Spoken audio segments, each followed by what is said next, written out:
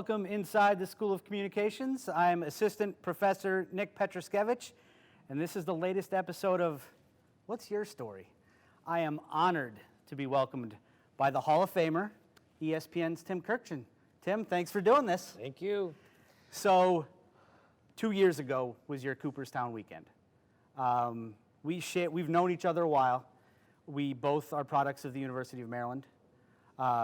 We both have some height restrictions placed upon us.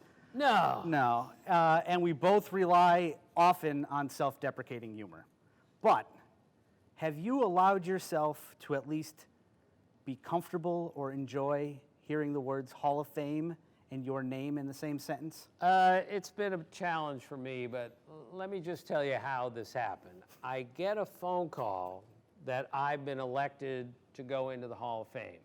I was at the grocery store, the Harris Teeter, dragging a rotisserie chicken through the self-serve scanner when I got the call from Jack O'Connell of the Baseball Writers, and I literally started to cry in the middle of the grocery store.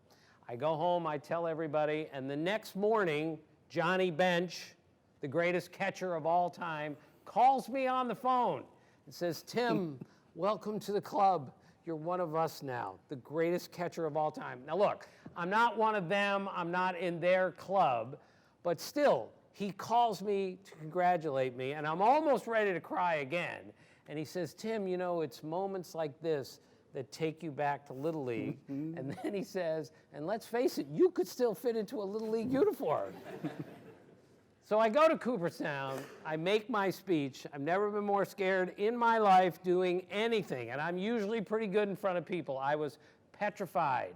I did my speech by myself 200 times, standing up, full voice, with nobody around me, because I had to memorize my speech. I never looked down because I was afraid I was going to get lost. I memorized my 16-minute speech. When it's over, the same Johnny Bench sees me on the veranda at the Hotel Otesaga, and he says, come with me. He takes me out onto the veranda, and it's overlooking the most beautiful lake you've ever seen in your life. And he says to me, I want you to look at that lake.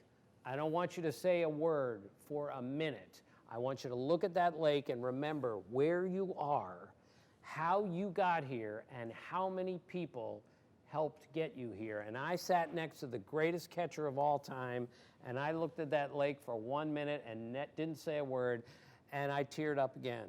That's how powerful that weekend was for me. Nothing will ever come close to that. My entire family was there. It was so cool. And last Johnny Bench story, promise. We're at the night before, and Johnny Bench is in there, my two brothers who were great college baseball players.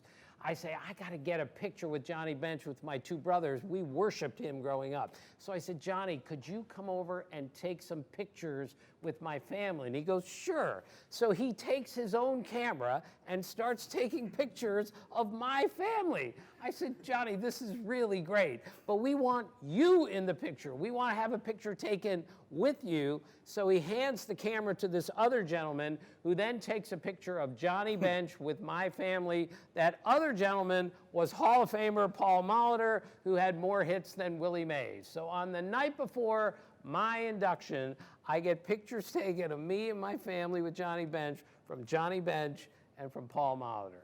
That's what my weekend was like in Cooperstown. There'll never be anything like it that I will ever experience for the rest of my life. We are surrounded by a large group of students in the School of Communications and from around the university. There are usually not this many people here. They are absolutely not here to see me. But we talk about details often, and my favorite detail from that story is you are not the most technologically savvy human being ever. That you were using the self-checkout is pretty impressive to me. All right, this is my cell phone. I'm not even sure how to use it as a phone. I have 700,000 followers on Twitter. I'm not even sure how to use Twitter. I once, early in my Twitter career, accidentally sent out a tweet that included my home phone number that everybody got. And one of the editors called me and said, Tim, you have to erase this. Of course, I didn't even know how to send it, let alone erase it. So he had to talk me into that. I also sent a butt tweet once. You know, everyone has a butt phone call once in a while. I sent a butt tweet, which was absolute gibberish. It was the first time I had tweeted in 2 years. I sent a butt tweet, and I was so embarrassed because my son called me and said, Dad, you sent a butt tweet. What are you doing? So I wrote this apology, like, I'm sorry. I stink at Twitter. I'm terrible at technology. And I got like 10,000 likes off of an apology. So I'm scared to death of this. I'm scared to death of technology. If it weren't for Nick and my 2 children, every time my son, who's 31, comes home, he says, Dad, you need any help with your cell phone? The answer is yes. I need a lot of help with my cell phone and my computer and everything else. And if it wasn't for him, I would have never gotten through these last few years. So we should probably start actually talking about journalism and storytelling. Otherwise, I could just get out of the way and let you tell stories for an hour and we'd be all set. The first episode of this was Jimmy Roberts, and the one after that is SportsCenter's Matt Berry. I asked them the first official question, and I'm going to ask you the same one. What was your "this is I want to do this" moment? Well, the I want to do this moment started, and I'm not exaggerating, when I was really, really little. When I was really, really young. I'm still really, really little, okay? I grew up in a house where the primary language spoken was baseball. My dad was a really good player. My 2 brothers, as I just told you, are in the Hall of Fame for baseball at Catholic University. This is all we talked about in my house growing up, and this is all I ever wanted to do, was be a Major League Baseball player on a different level or an NBA basketball player. Needless to say, that wasn't going to happen. I also went to Walter Johnson High School, named after the greatest pitcher of all time. So there was some destiny involved that I made a career out of baseball, and I went to a school named after the greatest pitcher of all time. What was the name of the newspaper? I was going to get to that. Oh. I worked for the school paper. It was called The Pitch. I did some work for the yearbook. It was called The Wind-Up. So I always felt like there was something involved there. But this is a good lesson. My senior year, I was a terrible writer. Not terrible compared to how I am now. I mean terrible, terrible. So one of my gym teachers told me, Mr. Klein, after one of my stories came out in the school paper, and he said, Tim, that might be the worst story I've ever read in the school newspaper. I hope you're not planning on making this your life's work. And I did, and now I'm in the Hall of Fame. But it was that moment where I realized maybe I stink at this. Maybe I got to get way better at this. That was one of those epiphany moments where I said, all right, I'm not good at this. I got to get better because I have to make a career out of this because, as I've said, I have very little interest in other things. I love baseball, I love basketball, and I love sitcoms from the 60s. I don't know anything else in the world, which is not good. You want to be more well-rounded than me. You want to know more about stuff. For a short time in my life, I thought Iraq was the past tense of Iran, which is really bad. Oh, man. So I just circled in and narrowed it down to baseball, and it has really worked for me, but I'm imploring all of you, be more well-rounded than I am. You need to learn about technology, history, music. I mean, I don't know anything about anything other than what I'm talking about right now. But I love it, and as long as you love what you're doing, you're going to be fine. As a storyteller, what is the most important trait, what is the most important responsibility in telling someone's story? Well, you have to be, first off, you got to show up and you got to try and you got to prepare. That's obvious. If you don't do that, you're not going anywhere. And you're going to have to learn how to write, which eventually I did. But you really have to be curious about what you're watching, no matter what you're doing. If you're watching a baseball game and a weird play happens in the 6th inning, you have to ask yourself, like, when's the last time I saw that? And if you can't answer the question, then you go ask Buck Showalter or Terry Francona or the manager, Aaron Boone, after the game, like, what happened on that play? This is how I saw it. Did I see this properly? Sometimes they say, yep, you got that right, or sometimes they say, you're way off on this. You have to be curious about the subject that you're talking to. So if I'm talking to Aaron Judge, and he is 1.5 feet taller than I am, and we're in a sit down, I think a logical question given my size compared to his, like, when did he get really tall? When did the growth spurt come? I mean, Tyler Glasnow of the Dodgers, I did a story on him this spring, and I said, how did you get this tall? And he said, you're not gonna believe this, but over Christmas break one year, Christmas break, that's a month, he grew 4 inches in 1 month. I grew 4 inches in 12 years, okay?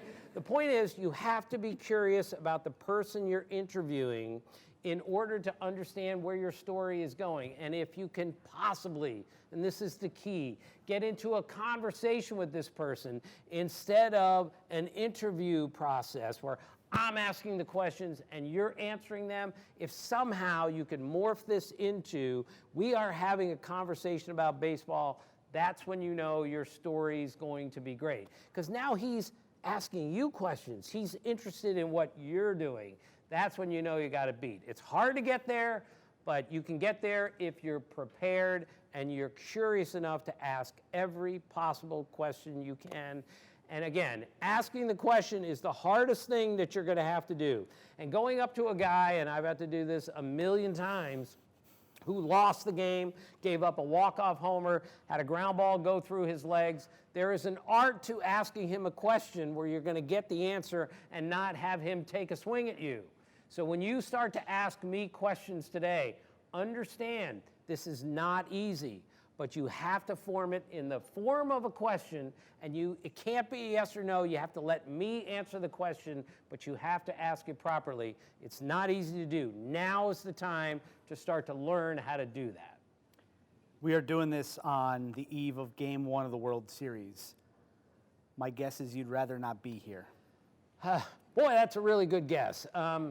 So last year, my streak of 40 consecutive covering every game for 40 consecutive World Series ended because, and we'll leave this to ourselves here, we ran out of budget at ESPN Baseball, and the Baseball Tonight team, of which I'm a member, we did not travel to the World Series. It nearly killed me.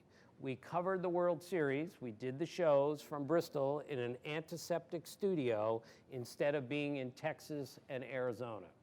And if I continue along this, I might start to cry because I'm not going to go to LA and I'm not going to go to New York. And I am furious about this. And yet, if I put myself above the team and say, I've been covering baseball for 45 years. I'm in the freaking Hall of Fame. How could you not send me? Now I'm a bad teammate. Because if I talk everyone into sending me, then someone who deserves to go doesn't get to go. So I'm not going to do that. But here's why you need to be there. Because I can look up everything online. I can watch a game. I can find these cool stats. And what I see on TV is going to be helpful. But there is no substitute for being at a major league game. There is no substitute standing next to Juan Soto at the batting cage, watching him take the most incredible BP I've ever seen, and then talking to him when he comes out of the cage. You can't get that in the studio. You can't get that in here. You can't get that online. You have to go to the game, and most important, please, you have to go speak to another human being. Sorry, you have to put this thing down once in a while, because the story is right here.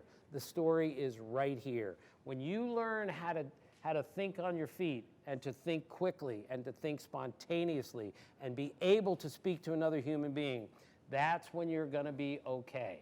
But if your head is buried in this, and mine is all the time, just like you, but when you're always in this and you're texting and you're tweeting, you're not talking to someone, I'm telling you, that's not the way to go. So you are doing a podcast with your son.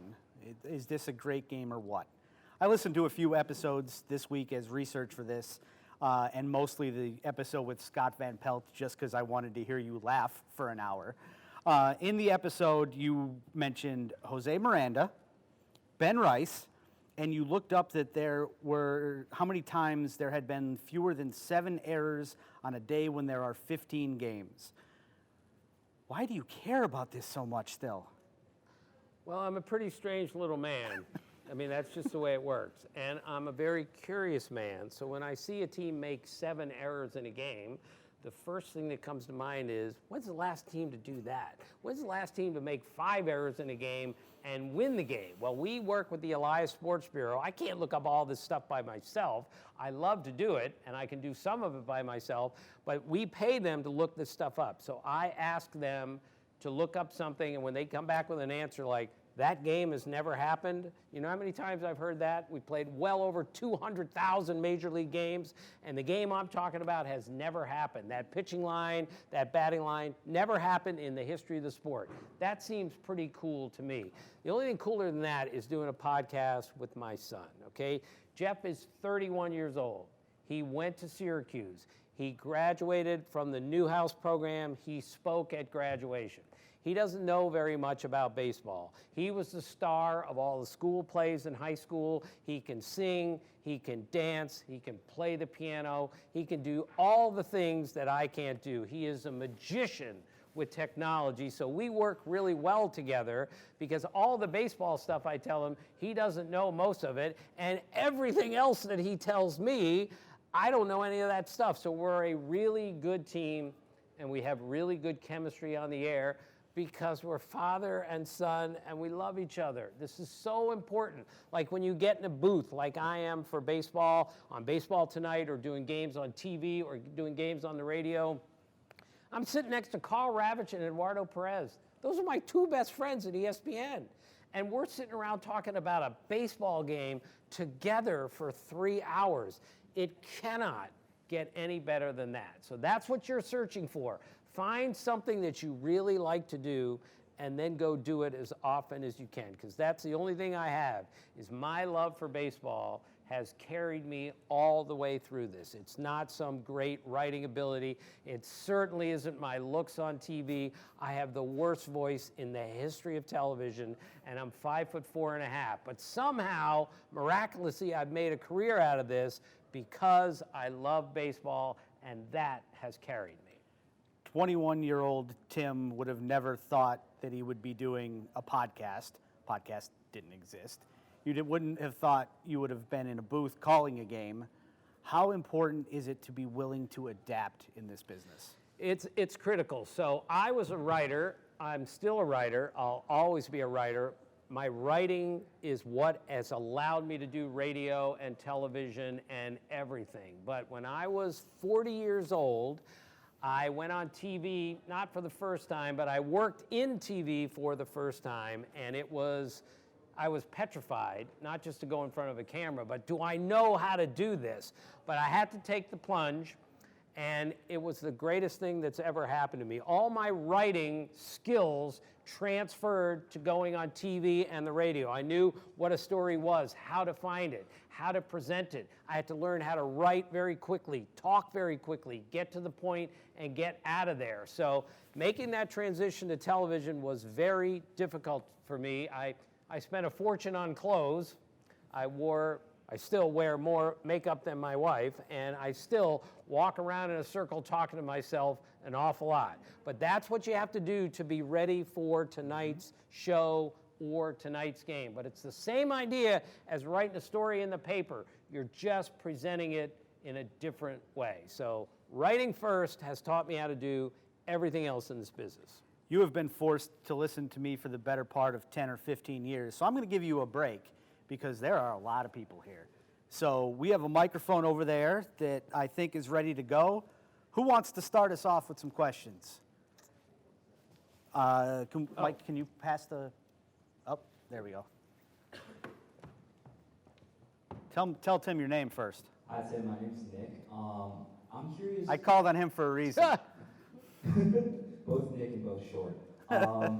What story has given you the most personal enjoyment to work on? I talked about this in that room, but I'm going to tell it again. In 1995, Cal Ripken broke the record for most consecutive games played. And I wrote a 15-page story in Sports Illustrated about Cal Ripken breaking this record set by the iconic Lou Gehrig. Since I knew Cal Ripken so well, and he knew me so well, and he trusted me, and to a lesser degree, I trusted him. He allowed me into his life for a week. I drove to and from the ballpark with him for the games. I wanted to know, what does Cal Ripken do on the way to the ballpark? Is he listening to music? If so, what kind? Is there total silence in the room? Is he listening to talk radio? I'm sure he's not doing that. And then I would drive home with him after the game. And I'm wondering, what are you thinking about after the game? Are you thinking about that 2-2 pitch that you hit out of the ballpark, or that 2-1 pitch that you swung through? I want to know what's going on in his head. I met his wife. I met his children. I went to his house multiple times. I got him in places that no one else was allowed. And this is really important. I don't think I did more. I took 5 minutes of notes for 1 week. I sat down with him for 5 minutes because I needed an answer to a question. I took out my notepad and I wrote it down. The rest of the time, I was just sharing the experience with Cal Ripken. I was just walking around with him, and at the end of the day, I would go to my notebook and write down what I saw and what I experienced that day. And I have a pretty good memory, so I can remember conversations, but if I was walking around with a notepad, like up against him the whole time, it's intrusive, it's intimidating, and it's awkward, and he doesn't want any part of that. If I have a microphone and I'm going, tell me about this, he's not going to answer the same question that when he and I are just walking out of his car into the ballpark and I just ask him a casual question. He's going to be much more comfortable answering the question. We got in a conversation for 1 week about him, about life, about writers, about basketball, about everything. And that's when I sat down and wrote a 15-page story on this historic event that he created. So that's my favorite story because I went about it in a completely different fashion than any other story I've ever done, and miraculously it worked out. It shouldn't always be a transactional thing where they have to answer a question because you're asking it. It should be, at times, a conversation. Absolutely. I'm going to tell you again, when you are talking to a person and he recognizes you're not just asking me questions, we're talking about a subject, that's when you know you're in the right place. It's not easy to get there. You got to know what you're talking about, and that guy has to trust you, but you can get there with more experience and everything else. Hi, my name is Emma. It's nice to meet you. My question has to do with Mike and Mike. So that's the show my dad and I would watch every morning together. And something that stood out was your laugh. So did going on Mike and Mike contradict what you learned about being a broadcaster, and how did it change your career? The question is about going on Mike and Mike. I went on there once a week, and sometimes a lot more than that. I co-hosted the show a bunch of times. In fact, Stupid Greenie, who's so funny, he finds out before one of the shows that I had never had a cup of coffee in my life. I'm a 60-year-old sports writer, and I've never had a cup of coffee in my life. He is astonished by this, so one of the bits we did as I was co-hosting is I drank a cup of coffee in the first hour of the show, okay? It didn't taste terrible, I didn't like it. The point is, after an hour, we had gone through baseball, basketball, football, and every comment that we got from the viewers was, I can't believe that Tim has never had a cup of coffee. And when I explained, I have a Diet Mountain Dew every morning. Don't do that, by the way. I'm hooked on it. It's a bad idea. But that's all anybody wanted to talk about was my drinking habits in the morning. The point is, there's no telling what people are interested in until you go out there. Now, as far as my laugh goes, I am not apologizing for laughing out loud, okay? I am a serious journalist, and there are no laughs to be had when I'm doing something important. But when Scott Van Pelt, that idiot, who's the funniest man in the world, uses the long O in the Baltimore accent, I can't help it. I just burst into tears because he's from the same county that I am. We grew up 45 minutes from Baltimore, and they speak a different language there than we do. So every time he uses that accent, I can't help it. Here's how bad it got. I'm in the grocery store, not getting in the Hall of Fame this time. I'm in the frozen food aisle, and this guy stops me. He doesn't even say hello. He just gets me in a headlock and says, please ask Scott who is the women's goalie on the World Cup soccer team? And the answer is Hope Solo. So now I'm getting requests in the frozen food aisle. So I have to take this to Scott the next time I'm on, and he gives the greatest Hope Solo ever, and people are howling. I am telling you, for the third time, I'm in the Hall of Fame. And more people ask me about going on Scott Van Pelt and laughing than anything I've ever done. What's the lesson here? We're covering sports for a living. We're trying to connect to normal people. If you have a good hearty laugh once in a while, it's okay. You just don't do it in the middle of a serious, serious situation. That's the lesson. Ben? Then Connor behind you? So me then Connor? Yes, Okay. Ben. Hey Tim, my name is Ben. You mentioned the art of asking a question to someone that just missed a ground ball, just struck out with the bases loaded to end the game. What goes into that art form of asking a question to someone that's just failed? It's really hard. It's the biggest challenge that we have as writers, as reporters. How do I ask this question without him taking a swing at me? Now, if he knows you and he trusts you and he knows this guy's been doing this his whole life, that's going to really help you. But when I was young, like you, I had nothing, and they had no idea who I was. Asking a good question is so important. So every word matters. It must be in the form of a question. You can't say, tough error, huh?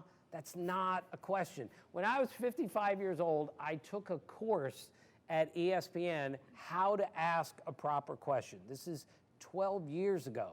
And I'm thinking, I have to take a course on how to do this? I should be teaching the course. That's how many questions I've asked. And yet, what I learned in this class was invaluable, okay? You have to ask everything, and I already knew this, in the form of a question.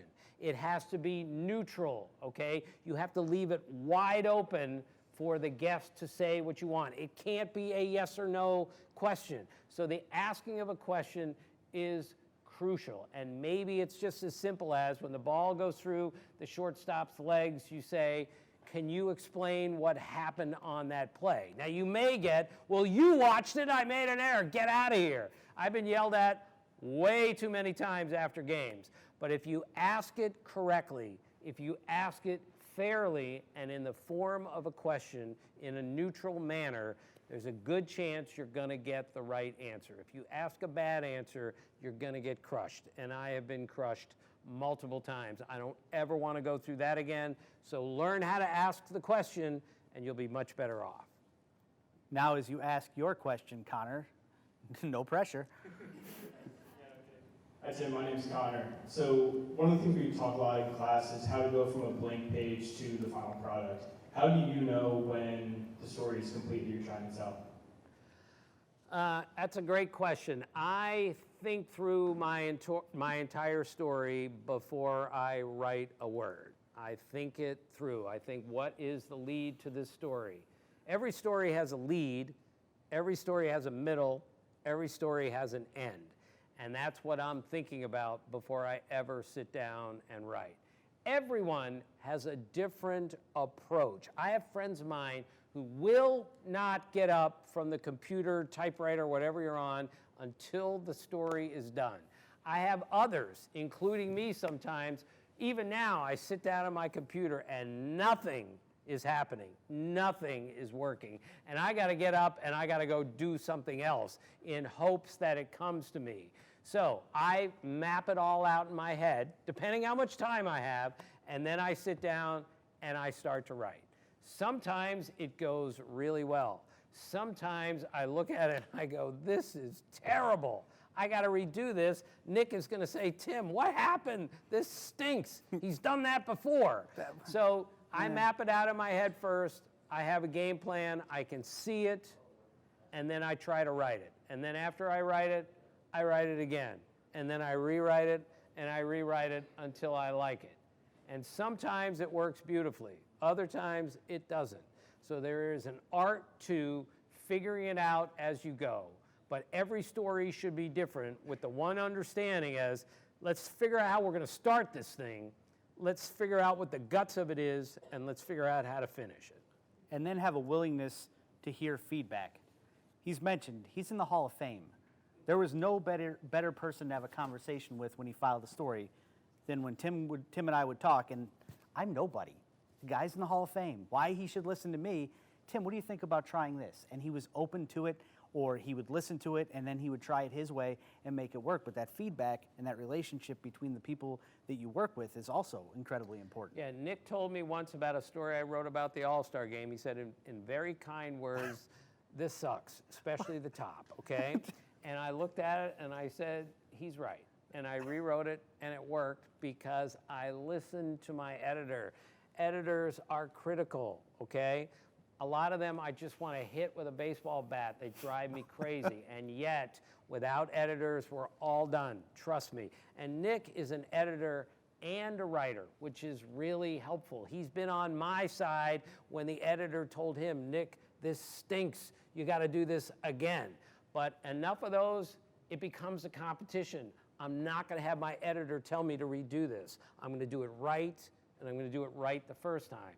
But it's not easy. Sitting there for hours trying to figure this out, not easy. So if you're struggling, trust me, I'm 67 years old. I wrote for Sports Illustrated for 8 years. I've been writing for 45 years, and some stories I write still stink. So you got to keep going at it, no matter what. Who's next? Seth?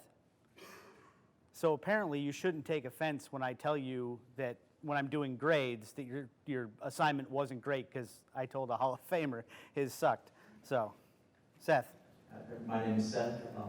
Everybody in Major League Baseball has an opinion on Joe West. So when you did your Cowboy Joe piece, did you have an idea of who you wanted to talk to, or did you just talk to anybody that was in front of you? That's so interesting. I wrote a story on Joe West, the umpire. Nick's idea.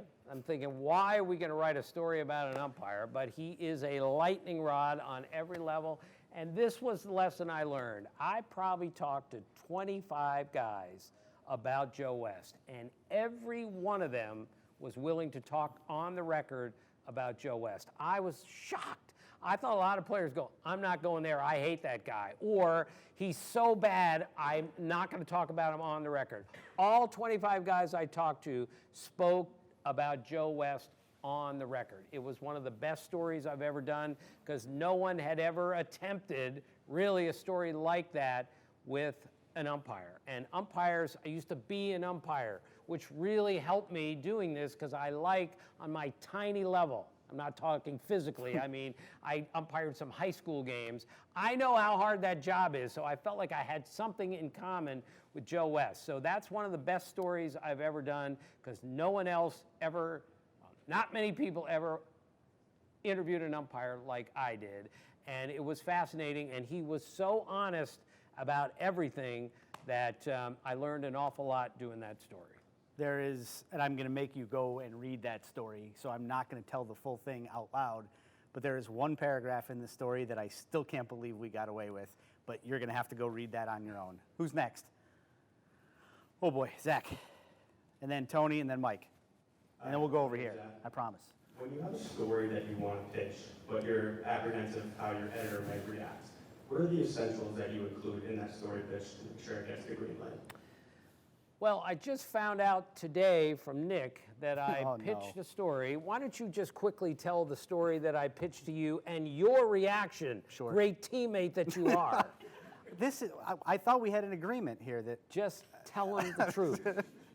So Tim calls one day, and anytime Tim calls one, it's incredible because you hear that voice on the other end of the phone. And anytime he would call with an idea, I'd, of course, listen. And he called one day, and he said, I want to do a story about base running. And I paused for a second, and I said, really? And he said, yes. And I love and respect Tim so much that I did not say what was in my head, which was, we don't have enough time to do a story about watching paint dry instead. And I said, oh, okay, but it's Tim. Let him take a shot at it. And so I didn't tell any of the other editors at ESPN he was working on this because I didn't want to hear the same reaction from them that I gave in my own head because they would laugh me out of the building. And so Tim worked on it, and he filed it. Do you remember how many words you filed, Tim? It was about 7,000 words.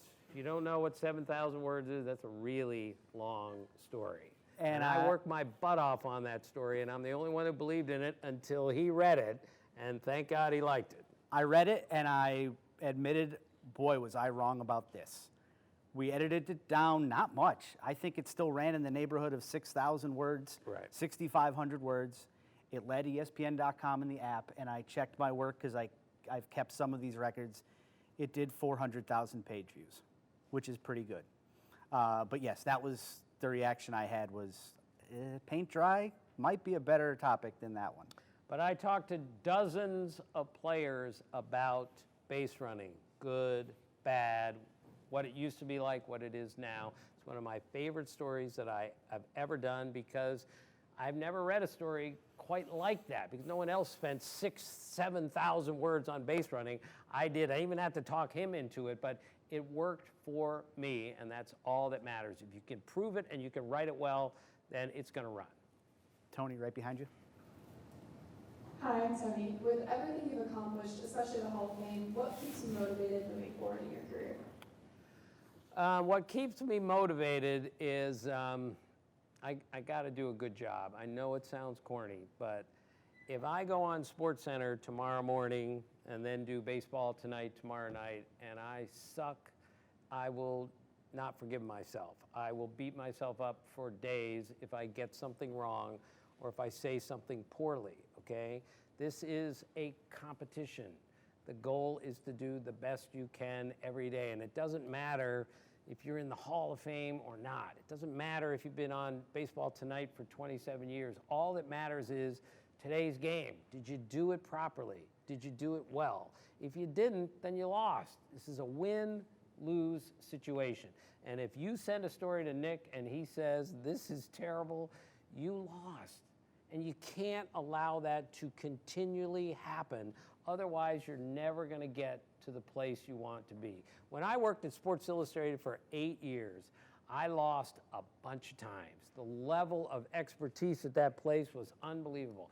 I thought I wrote a good story, and one of my editors said, this will not be approved for publication. It's that bad. That's what he told me. And now it's a competition. I am not going to send something in that is going to be roundly rejected. So that's it. Every day is a competition. Every day starts over, and it doesn't matter how good you were yesterday. It doesn't matter if you're in the Hall of Fame. All that matters is, what does your story look like today? Behind you, Mike. And then over here, if anybody's got, we'll come over this side. Hi, I'm Mike, and this is a follow-up to the Cal Ripken story you were telling earlier, but I'm wondering, as your career advanced, how did your access to the sport change? That's a great question. My access to the sport really changed, and this is not good, when I went on television. Because when I was at Sports Illustrated, the greatest edited magazine on the face of the earth, and 12 years at a newspaper, and a lot of people had no idea who I was publicly, and I could care less. I went on TV for 2 weeks, and more people knew me from being on TV than anything I did at a newspaper. So the goal is always just to present the best story that you can. And that's what I try to do every time, because if you do a poor job, people are going to recognize it. So that's what I always try to do, is say, all right, how can I do this the best way possible? Some days I succeed, others not, but that's the key, is people are watching, you got to do the best you can. How about over here? Mike, do you mind bringing it over to Brianna, please?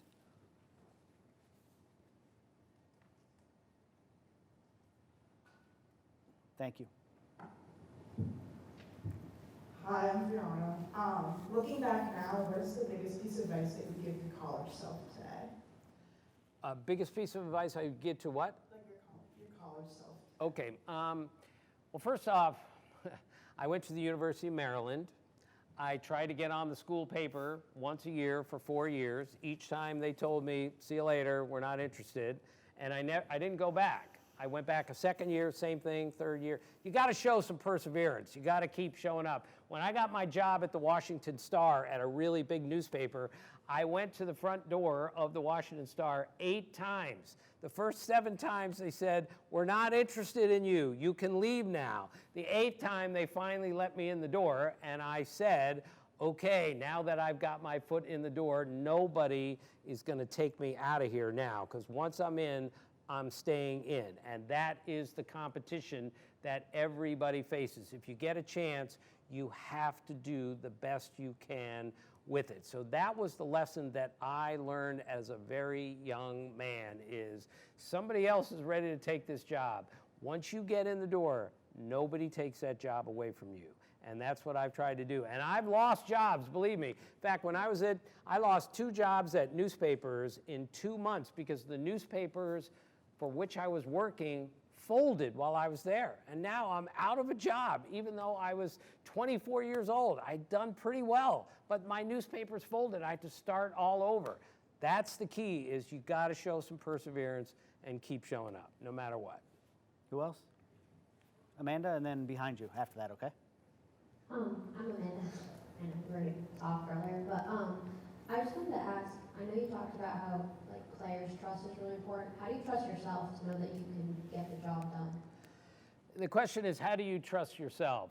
Believe me, there's a lot of self-doubt here. Trust me, I'm 67 years old, and I still wonder, how am I going to write this story properly? Do I know how to do this story? Am I equipped to do this story? So the way to get through that is to just out-report everyone. You got to go talk to every person that you possibly can about the subject. Now you're emboldened, like, I know what I'm doing here. It is a really bad feeling to be in the middle of the story and say, I really don't know where this is going because I don't have enough answers.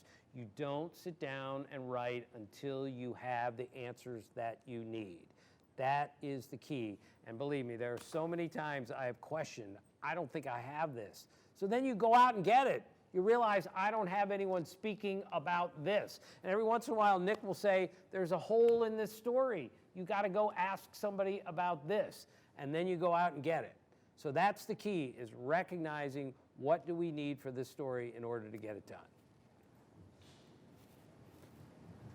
Hi, my name is Khalees. My question is, what key skills do you believe young sports journalists need to succeed in today's media landscape? That's a really good question. What skills do you need? It would really help if you could write, but I repeat, I was terrible at writing for a really long time until I kind of figured it out. You have to show up and you have to try every day. I know it sounds corny, but you're going to get your butt kicked on the beat. Believe me, I got my butt kicked on the baseball beat. The first time I was a beat writer in 1982, I got eviscerated by the other writers who were all veteran writers who had all covered the team for years. And I come in as the new guy, and I've never covered the team before. I never covered Major League Baseball on an everyday basis before, and I got my ass handed to me every day. And when the season was over, I'll never forget this. One of the guys who was on the beat against me said to a friend of mine, he said, I wonder when Tim is going to get pissed off about getting his ass kicked every day. And I was so furious that for the rest of the next season and every season after that, I went after that guy in my newspaper every day to make sure that I kicked his ass as many times as possible. Because in the end, this is a competition.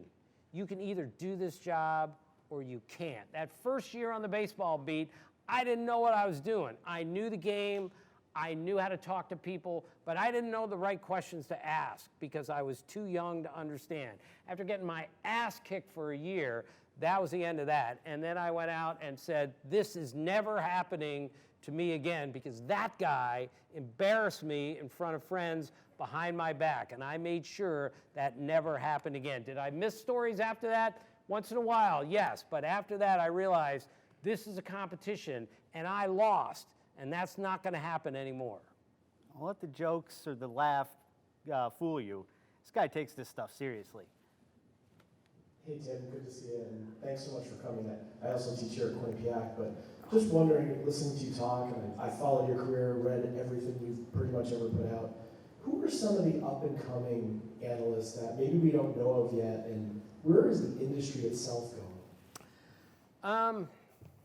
I'm a little bit worried about the industry. I'll be honest with you. When I first started in the newspaper business, there was no TV, there was no ESPN, and now everyone wants to go on TV before they learn how to break a news story, before they go work for a newspaper. That's how I learned. There's zero chance I could have ever succeeded at Sports Illustrated or on television without my 12 years at a newspaper. And I'm a little bit worried right now that we've gotten away from the journalistic rules that we all learned as newspaper guys. Now we're throwing stuff out on Twitter without even checking it. When I first started in the newspaper business, if you didn't have 2 credible sources for your story, the editor is going to go, this is not running. This is not strong enough. Now we flip stuff out on Twitter and everywhere else without sourcing it, and that's a really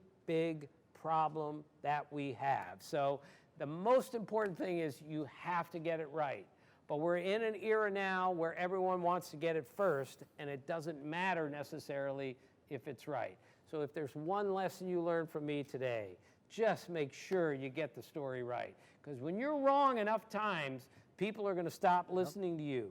When you're wrong with the players, they're going to blow you off. Don't go talk to him. He gets it wrong. He's a bad guy. And once you get to that point, your reporting days are over, when the players no longer trust you to get it right. No one's going to talk to you if you keep getting it wrong. But if you keep getting it right and you keep asking the right questions, you're going to get people to cooperate. Who else? Can we go back over here to Noah, right? Yeah,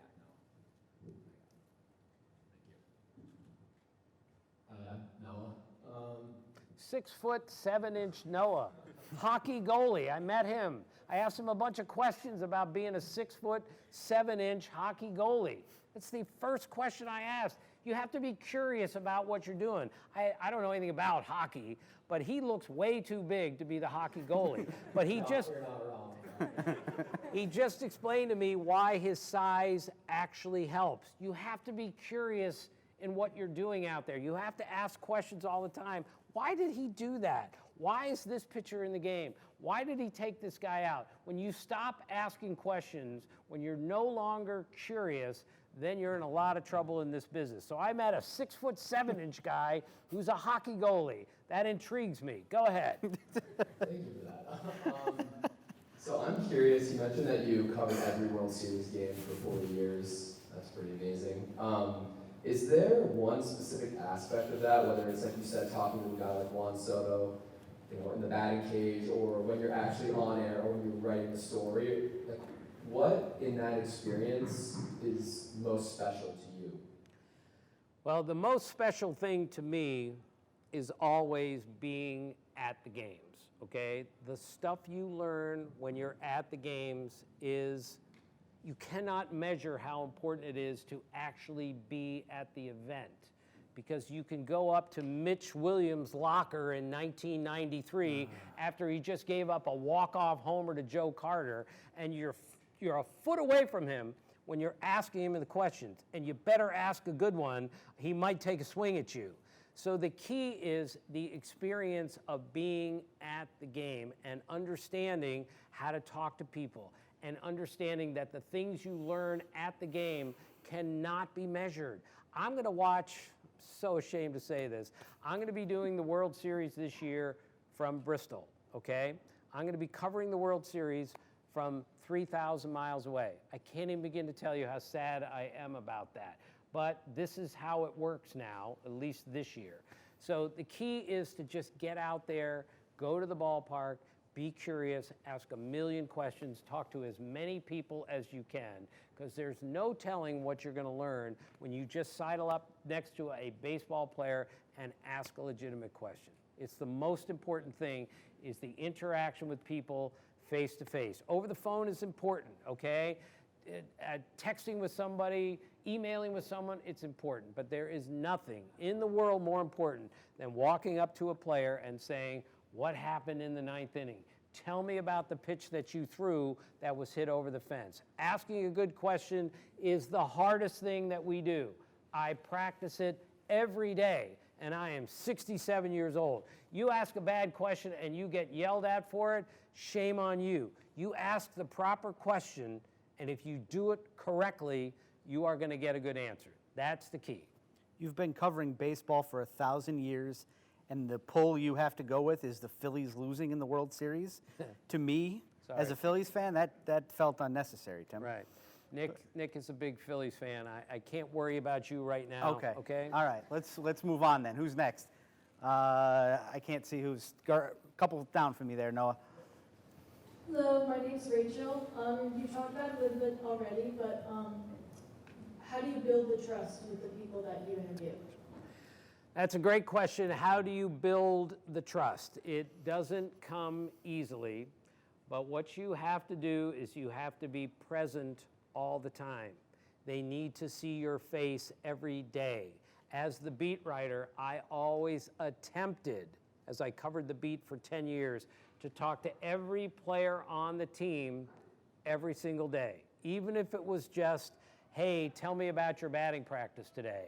When you leave players out, then you are not doing yourself a service. You have to approach this the same way every day. And when your work ethic is such that you are making contact with the players every day, that's the most important thing that you can do.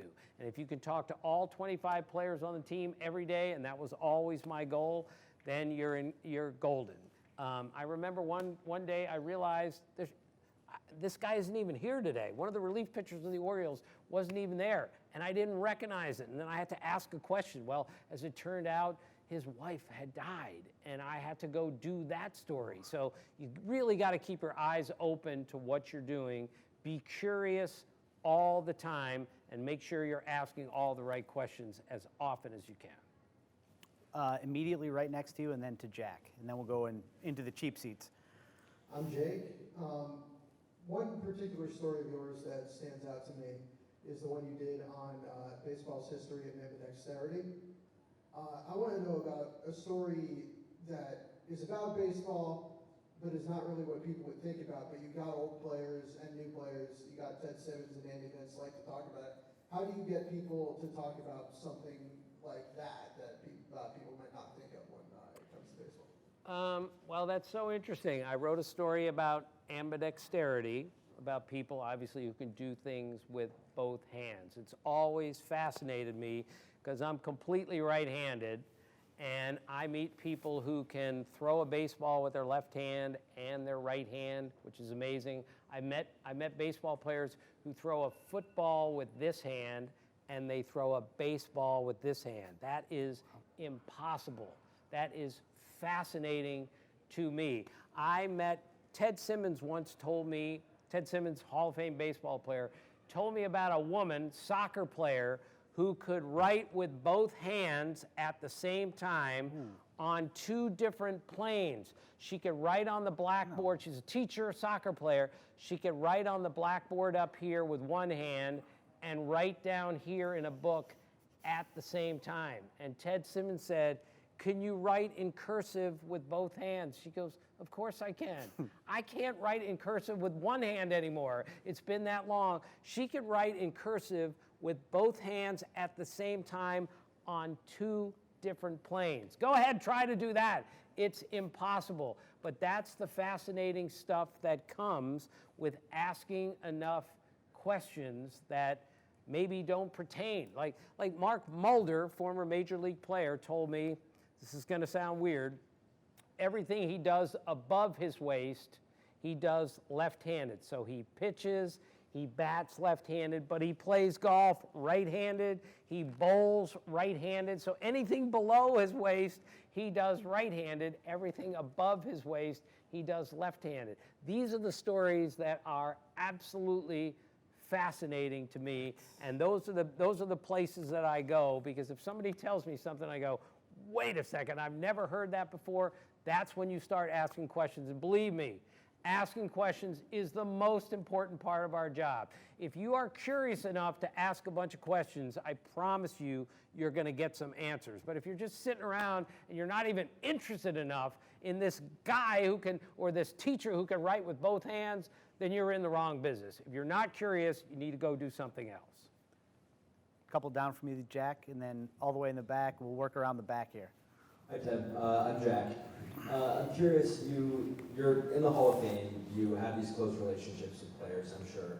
How do you navigate those relationships without them becoming conflicts of interest?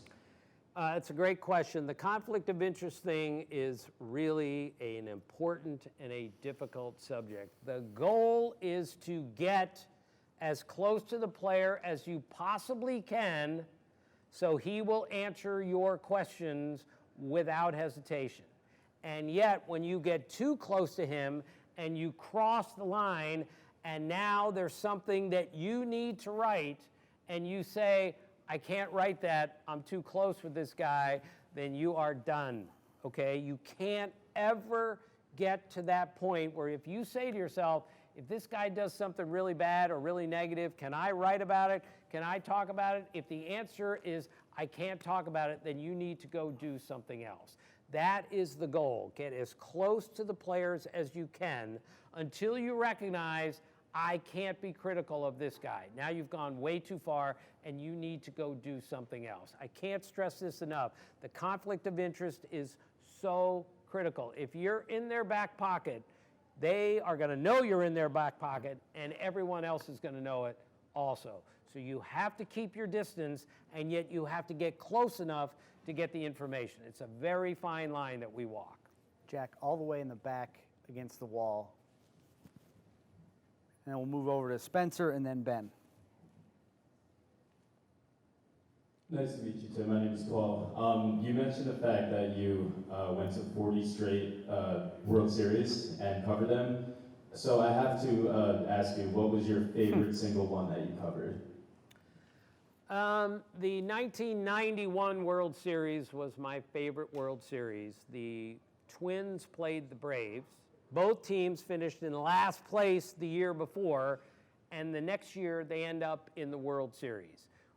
It was a 7-game series, 7 of the greatest games, back-to-back-to-back, I've ever seen. Game 7, the Twins won 1-0. I was working for Sports Illustrated. Jack Morris pitched all 10 innings of that game. My sidebar after the game was to be, for Sports Illustrated, was a story on Jack Morris. And Jack Morris, Tom Kelly came to take Jack Morris out in the 10th inning of that game. Came to take him out of the game. And Jack Morris said, I'm not coming out of the game. First off, that could never happen today. Nobody's going 10 innings, all right? Garrett Cole is not going 10 innings. Nobody's doing that anymore. And Jack Morris said, I'm not coming out of this game. After the game, that's my sidebar. Jack Morris pitched a 1-0 shutout in Game 7 of the World Series at the Metrodome, which was so loud, I literally could not hear my writing partner, Steve Rushin, sitting right next to me. That's how loud it was. So after the game, I talked to Randy Bush, who's on the Twins at the time, Jack Morris's teammate, and he said if they had taken Jack Morris out in that situation, he would have killed the manager right there on the mound in front of everyone, and he would not have cared because he was not coming out of the game. These are the stories you look for in situations like that. The 91 World Series is one of about, 40 that I'll never forget, but there are about 10 of them that were so good I can still remember exact conversations that I had with people 35 years ago. Spencer? A couple more and then we'll... Hi Tim, I'm Spencer. I'm a diehard Cubs fan, so I wanted to talk about the Steve Bartman situation. Ooh. How did you cover something like that where every sports journalist in the world wanted to interview a guy that to this day has not shown his face at Wrigley Field? And will there ever be something that happened in the crowd that will impact the game, especially a playoff game, so significantly? Yeah, it's a great question. This is a bad one for me. We buried my father on the day of the Bartman game. My dad was my all-time hero, one of the great baseball guys I've ever seen. PhD in mathematics from MIT, really good player in his day. Everything I learned about baseball came from my father, and we buried him on the day of the Bartman game. So I don't have stories about that because I was in mourning, but that was an unbelievable situation that he was involved in that play. And I just don't know if that's going to happen today. He might get killed if that happens today. But that poor kid, who all he did was try to catch a ball that was hit at him, it's a natural human reaction, and he has just been vilified. He had to leave the town. He had to leave the city. I feel so bad for that kid because all he wanted to do was see the Cubs win, and he didn't do anything wrong. He just was in the way of a ball, and Moises Alou right underneath him was screaming, and the Cubs fell apart after that, and they blame him for it. Can't blame a fan for all that. The Cubs lost that series fair and square, but that was one of those moments that will never be forgotten, and unfortunately I wasn't there for that because I was burying my own father, who loved the game more than anybody that I've ever met. This might be the one time that I can actually answer the question. I covered that game. I was working for the small suburban newspaper that I worked for outside of Chicago, and I was there that night. And when anybody asks me the most memorable thing I've ever covered in the 22 years I did this on a day-to-day basis, it was that night. It was complete chaos. It was complete chaos the next day and the next day. I actually went a few months, year, I don't remember, but a local restaurant, Harry Carey's, bought the baseball and held a party and blew up the baseball. They shut down the street. It was the wildest thing I have ever seen. And then they put particles of the baseball into their pasta sauce. And people ate some of the Bartman baseball. It was wild. And the only thing I kept thinking that entire night, because that was earlier in the series, my dad and my brother were there. And I just kept thinking, thank God it wasn't them. Because I could just see my brother or my dad, mostly my middle brother, being that guy. It would have changed everybody's life, and it was incredibly unfair what happened to Steve Bartman from that day forward. Ben? Hey Tim, my name's Ben. I was just wondering, as a legend of the game now, and when you look back on your career, is there anything that you may have done differently, or are there any regrets that you have, or would you change anything? Yeah, instead of taking French in high school, I would have taken Spanish in high school because 33% of the players speak Spanish and I don't speak any of it. And all kidding aside, it hurts me that a Spanish player, a Latino player, I can't speak to him. If he doesn't speak any English, I have no chance to speak to him. And now that Rael Cormier has retired and died, by the way, I have nobody to speak to in baseball because nobody speaks French anymore. So that was the biggest regret, is that I didn't take Spanish, because it's so important to be able to speak to the players. And there are so many players that I can't even go up to and have a real conversation because they need an interpreter and I can't help out. So there are questions I need to ask and I can't ask them because I don't speak the language. That's my greatest regret. I should have taken Spanish in high school instead of French, and it has really hurt me in a way because I don't have a connection to the Latino players that I should, and that was a big mistake. I didn't know it at the time, but I sure know it now. So I think before we let you leave, we can't have you here and not ask you something or some things about baseball.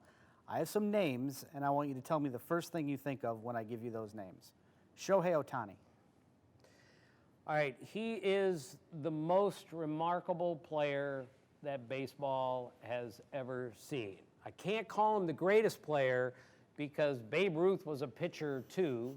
Babe Ruth is the greatest hitter of all time, and Babe Ruth did it for 20 years. Shohei is only 7 years in. But I've never seen anybody quite like him. I've never seen anybody run at that size quite like him. His ability to throw 100 miles an hour and hit a ball 120 miles an hour is unprecedented.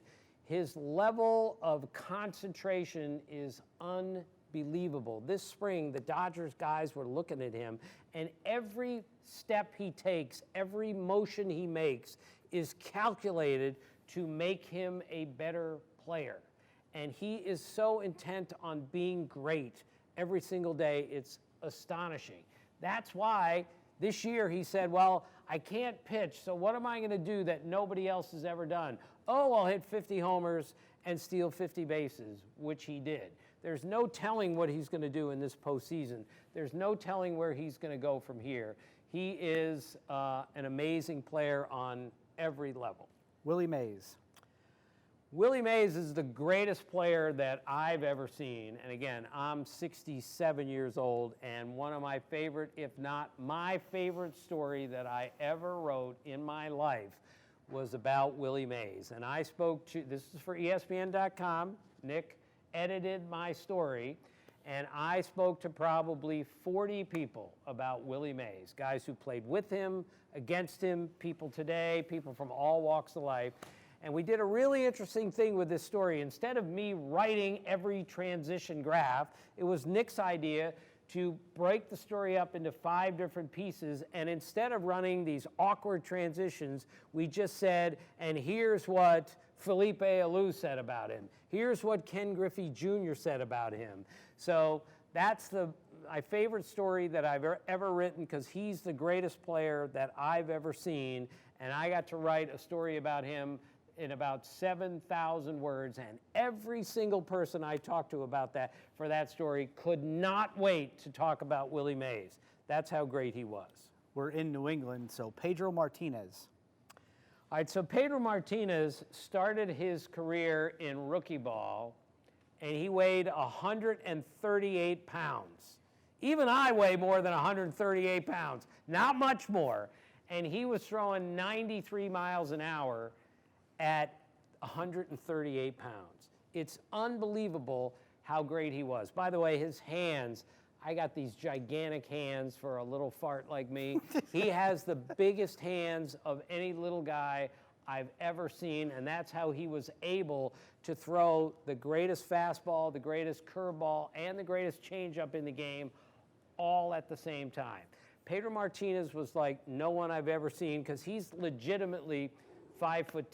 Started his career at 138 pounds, maybe got to 165 in his prime, and nobody threw harder than him at that time, had a better curveball or a better changeup. He had the 3 best pitches in the game all at the same time. I've covered baseball for 45 years. I've never seen a pitcher who had the 3 best pitches in the game all at the same time.